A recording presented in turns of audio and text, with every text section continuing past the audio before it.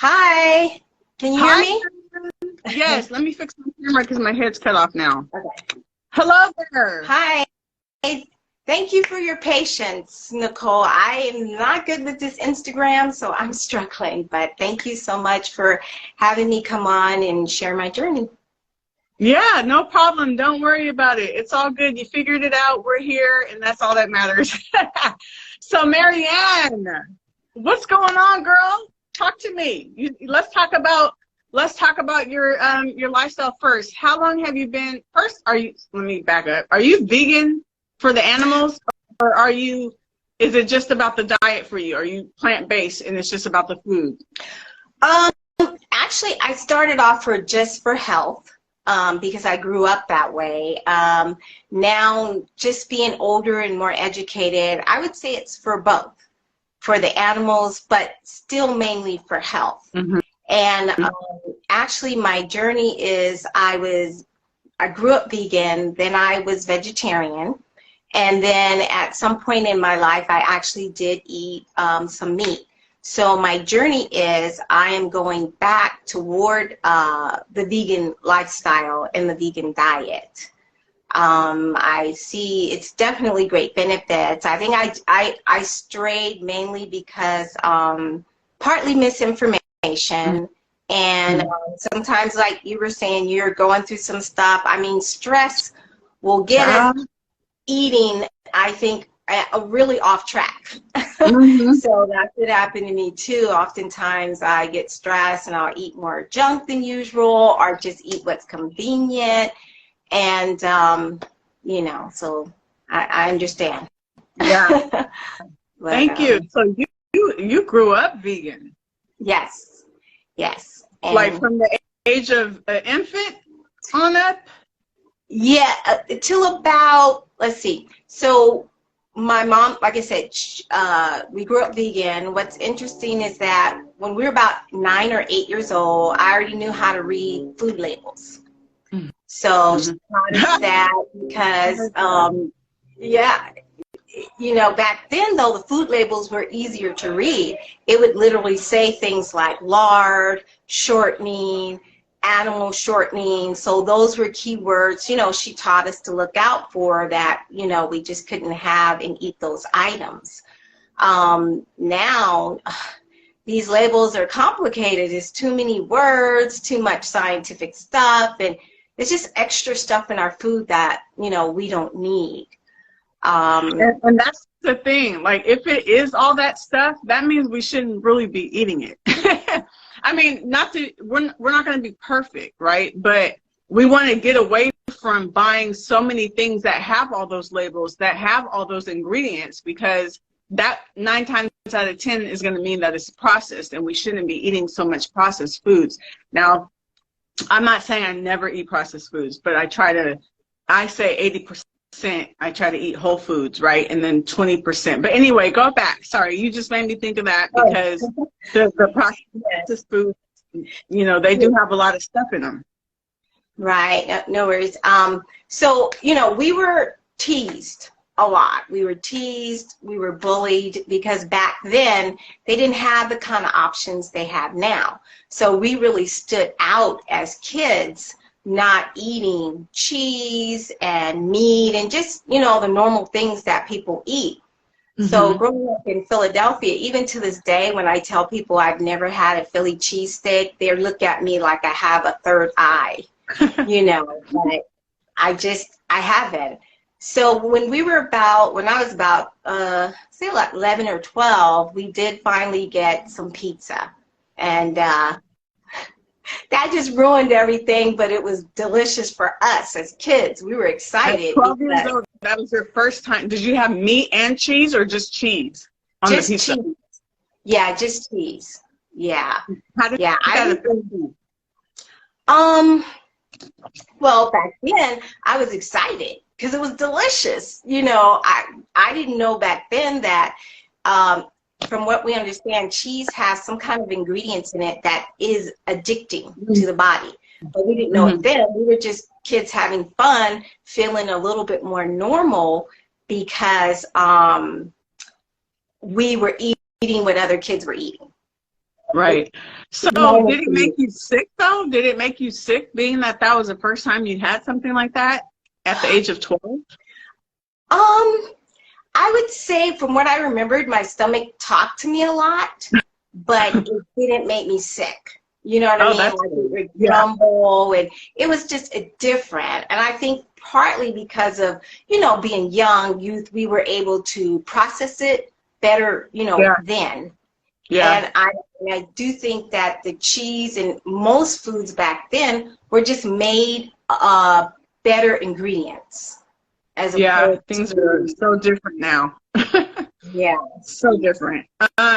Okay, that's awesome. So you had your first pizza, cheese and all that at 12, and then did you keep going? Did you go back to, was it like a one-time thing and then you're like, I want to stick to the vegan diet, or did you start adding in certain animal products like cheese and dairy and things like that? Slowly we started adding in. So we didn't go back to Mhm. being vegan, especially not at that time. So we added in dairy ice cream, eggs, and Mhm. things like that. Of course, we loved ice cream too. Most kids love ice cream. But Of before course. that, my mom would make it a point. She made, I don't know, she might have been one of the first people that made soy Neapolitan ice cream. Oh. So that was pretty cool. Yeah, she So made the carob instead of chocolate because we weren't allowed to really eat chocolate then too. She had the strawberry and then vanilla. So my mom, I mm. give her credit. She was very creative and getting nutrition with us and trying to keep us really healthy, but still not miss out on a lot of things. Yeah. So at what point did you start feeling like you wanted to get rid of all animal products? Like when did you go back vegan again as an adult, or just whenever you decided to go back to a vegan lifestyle? Well, a couple things. So, getting more sensitive to the dairy. Hmm. Like when I like a certain brand of ice cream, I could eat it before, and then when I eat it within 20 minutes, it gave me a stomach ache. So Mm. I was getting more sensitive to dairy, period, and particular cheeses. But actually, initially, I wasn't still ready to give it up because once you get the taste of the sweet cream, it's it's It's kind good. of hard. But I realized, like I said, it was adding unnecessary health issues for me because my sensitivity to dairy. Right. So, but there's so many now. There's so many good alternatives. Yeah. It's easy to give up the ice creams. Because there's so many different vegan ice creams out there. Even Haagen-Dazs and Ben and Jerry's got our backs. Exactly, and so many good cheeses now too. So Mhm. many. So it's been easier now to give it up. And then, of course, like we were saying earlier, some of those things are still processed. So our best bet is to, sorry, it's getting I loud. was like, what the heck is that? What's going on out there? I had the window crack. I think it's an airplane or something. Oh, okay. So yeah, there's like I said, so many different options that I like.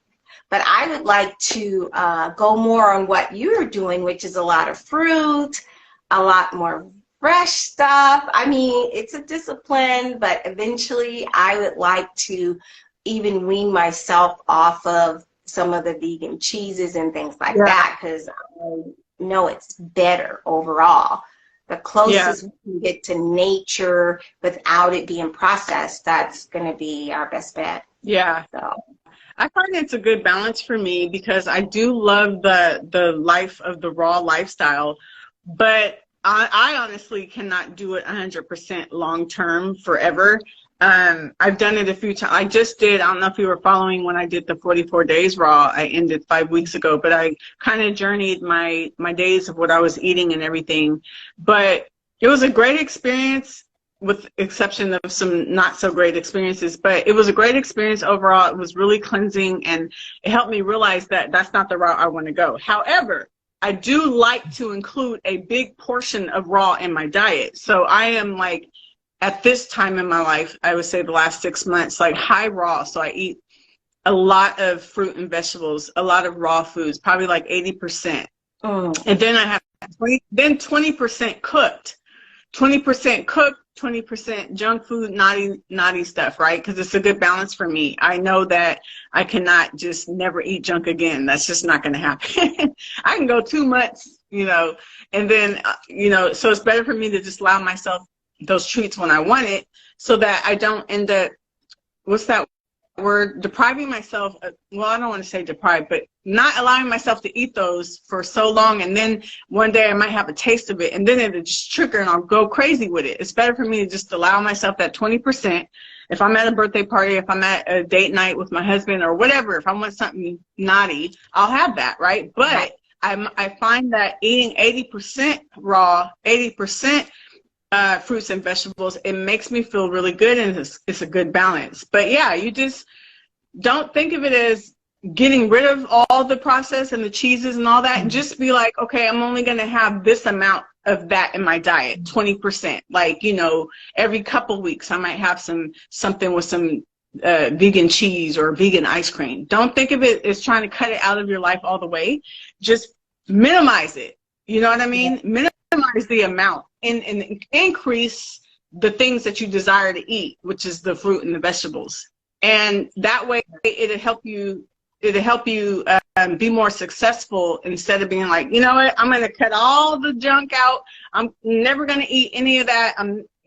Because, well, I'm just going to say for myself, for me, it's not realistic to do forever. I could do it short term, but it's not going to last. But, yeah, so now I just forgot everything. Okay, so you've been back to more plant-based, more veganish eating, right? Right. For the most part. And then, so what, did you have any, special benefits or anything that happened as an adult when you started releasing the cheeses and all that as much? I don't know if you've gotten rid of it completely, but when you're eating more vegan, animal-free, what do you find that your body is experiencing? Do you have any benefits or any positive things that are happening? Oh, yeah. I definitely have more energy. I feel lighter. I don't feel like, my food is taking longer to digest. So that in itself is just because, I like to do a lot in my day if I can. So, of course, the more energy I have, the better I'm going to feel, and the more I can get done. But I just wanted to make a note on what you were saying about, not giving everything up at once. So I just want to encourage some people, because I work with people that when I bring my lunches to work, they'll look at it and go like, oof, I could never do that, or I could not eat like you. And so I encourage them, oh, well, you don't have to jump from eating meat to being vegan.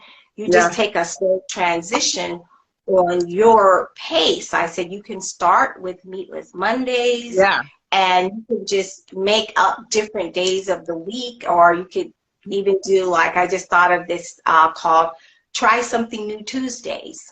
So try one vegan thing on Tuesday, and I just encourage them sometimes to go to the different vegan festivals around, but I also remind them that although it's vegan, a lot of the festivals do carry a lot of junk food. Yeah, but if it just introduce them to some vegan foods to let them know it doesn't have to be bland, it doesn't have to be nasty, it doesn't, it can be fun and it can be exciting. Yeah. So I also work with a lot of young mothers, and they would tell me oftentimes, oh, I can't get my kid to eat this. They don't like vegetables. They don't like, those kind of things. And one, I tell them, well, one, are they eating it? Are they sharing and being a good example? Because they're the parent. So sometimes I think they forget that because they're the ones buying the food. So yeah, they're the enablers. No. Yeah. It starts with them. They have to be the example. Exactly. And I just think it's important for them to remember they have control and they can find hopefully creative ways to encourage and get their children to eat a better diet while they're young. Because like I said, Yeah. that's what, my mom would do. She would be creative. She would hide nutritional ingredients in our food. Now, usually we could taste it, but that's what she gave us because we grew up where, you eat your food. You don't waste your food. So we Yeah. had to stay at the table until we finished. But Yeah, they have to get creative in ways to engage and interest the kids. Like, I'm pretty sure there's stuff on Google, like making little smiley faces on the plate, with broccoli and vegetables along with whatever they're eating. There's just ways.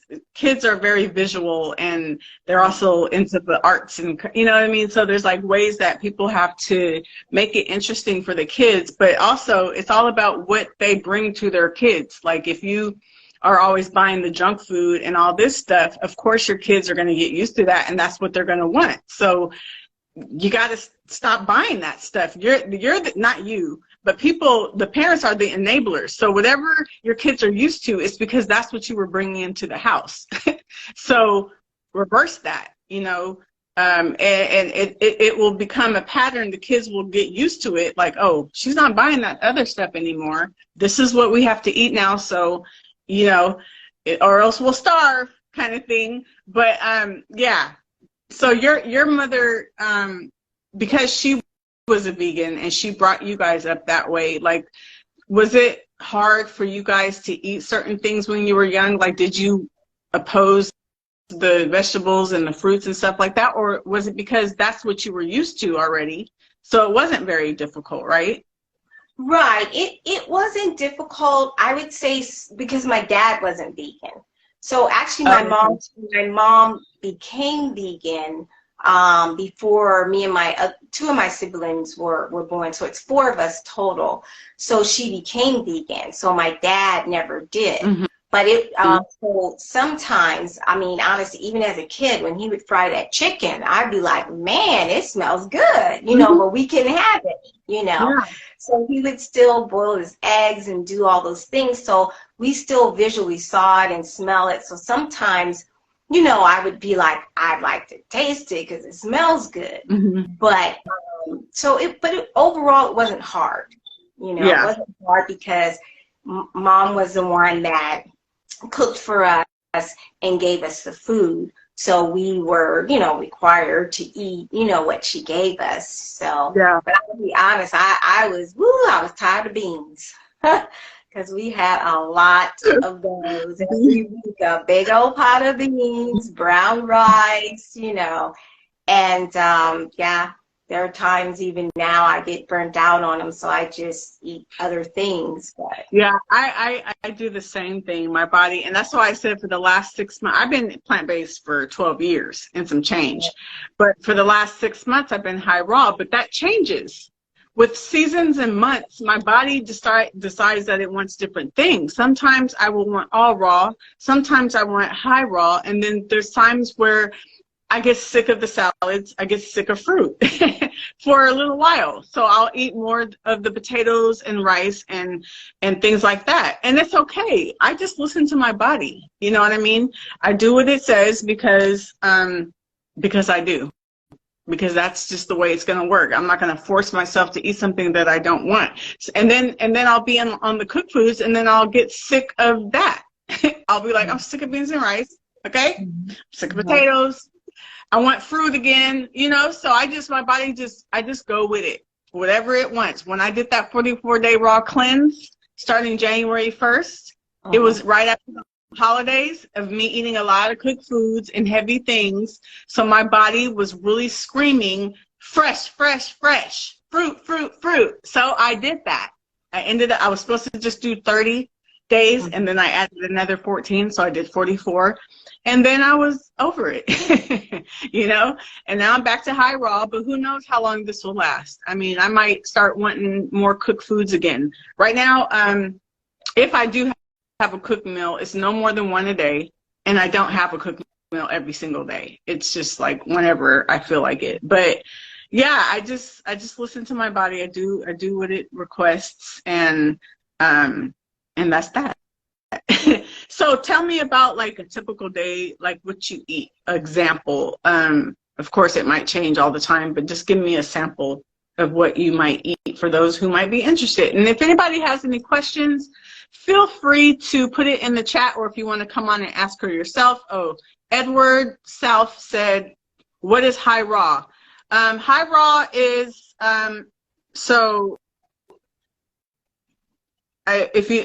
let's go back to what raw is. Raw is eating no cooked foods, eating mostly fresh fruits and vegetables, nut seeds, smoothie salads, nothing cooked.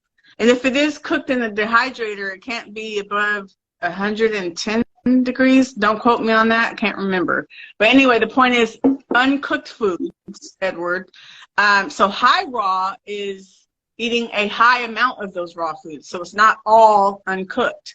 So for myself, I eat like 80% raw, 80% raw, 20% cooked. So most of my diet right now is consists of fresh fruit, vegetables, nuts and seeds, salads and smoothies. So that's what high raw is. I hope it answered your question. Let me know if it's still not unclear. So tell me a typical day of what you might eat, Marianne. On work days, I would get like a smoothie usually for the morning, or like a piece of fruit, and that would be my breakfast. And then for my lunch, I would usually have like some beans, brown rice, and I try to get a green vegetable in, but sometimes I would just eat the rice and beans. And then for dinner, especially if I didn't eat something green for lunch, I would get something like, I've been on this kind of bok choy kick. So I like it because, yeah, it feels juicier than some maybe of the other green or vegetable. So I might do some bok choy, let's see, maybe like brown rice pasta and a protein. Sometimes I'll do the meat alternative, which I'm really trying to stay away from because that is the processed, but sometimes I'll do that and try to keep it a little bit lighter. So yeah, I'm like that. Well, there's that 20%, okay, that the alternative meats, that 20% of my life, I might have a vegan burger like 5 times a year. I might have vegan pizza 4 or 5 times a year. I allow myself those treats every now and then because I can do whatever the heck I want because it's my body and I made the decision to eat this way, and ain't nobody pay my bills but me, okay, and my husband. So it's just like you can do whatever you want, but you just got to know the focus should be whole foods mostly, right? And then you allow yourself to have those treats. But thank you for your sample day. I always like to know what people eat. This is fun for me. I love watching the what I eat in a day videos on YouTube. I'm obsessed with those. I've been watching those for 12 years since I've been plant-based, but it also helps give me ideas of things to eat and stuff like that. Okay, so I'm going to bring it to a close, but I want you to talk to me about your song. yes. Talk to me about your song. Okay. What is it called? What inspired it? What's going on with that? Break it down. Okay. So yes, I like Weird Al Yankovic. I don't know if people heard of him, but he does a lot of parodies. So that's where I kind of came up with the song. That's what inspired me. Weird Al, and then also I like Morris Day and the Time. So just driving one day in my creativity, I just said, wow, put the two together and come up with a fun song. My other inspiration really about my song, and it's called Vegans Get Hungry Too, is really based on my experience as being vegan. So, back in the 70s and early times is during those times, if you went to a banquet or some kind of event at a hotel, the only thing they'd really have available for us would be steamed veggies, and they didn't put I don't know why they didn't even put salt on them or anything else. Just a big plate of green vegetables and Yeah. perhaps some pasta, plain pasta, or a potato, a baked potato if you're lucky. But for the most part, I just thought it was terrible. You know, it was just so bland. It didn't taste good, and there was no, effort, or there was no protein. So I just kind of put that all together because I do speak of that, in my song about wanting to have more flavor, to have a taste bud explosion, to just have an experience of better tasting food. So I put that all together and I came up with a humorous song that's out on all music apps. So I made this little, I don't know if they can see it, but I made a little kind of flyer for it. Oh, that's so cute. Is it on Spotify? Yes. It's on Spotify. I can just type in "vegans get hungry too" and then it come up.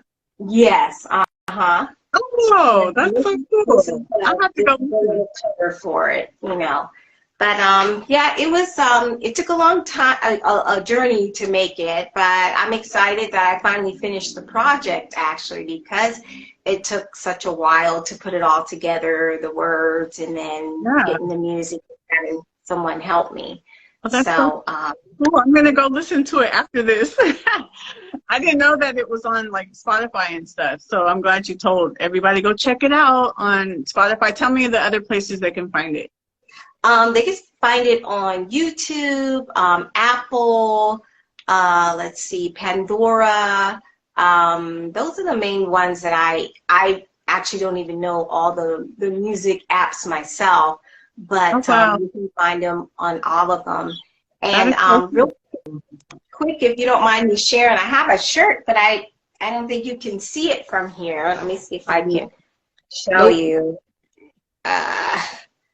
Vegans get hungry.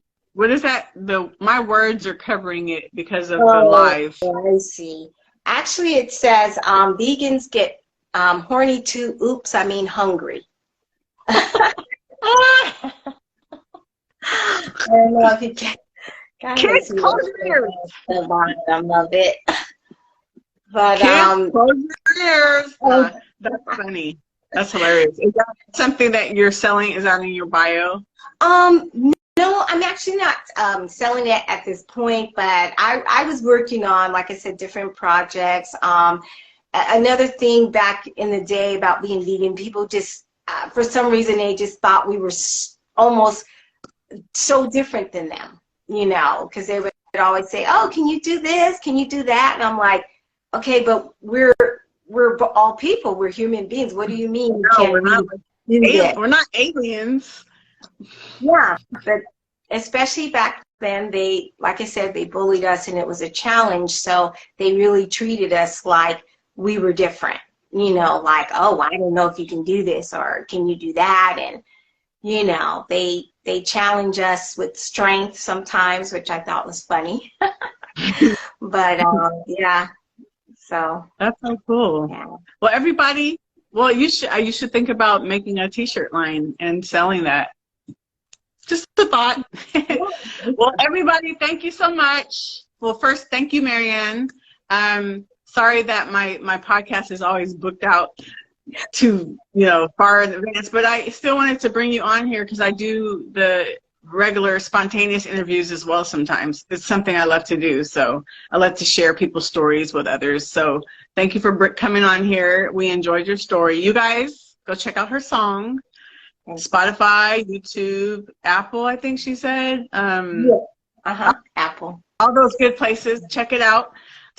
Follow her, follow me, and yeah, we hope you guys were encouraged and inspired by her story today. Thank you, Marianne, for coming on. Thank you. And I'll see you around on the gram. Okay.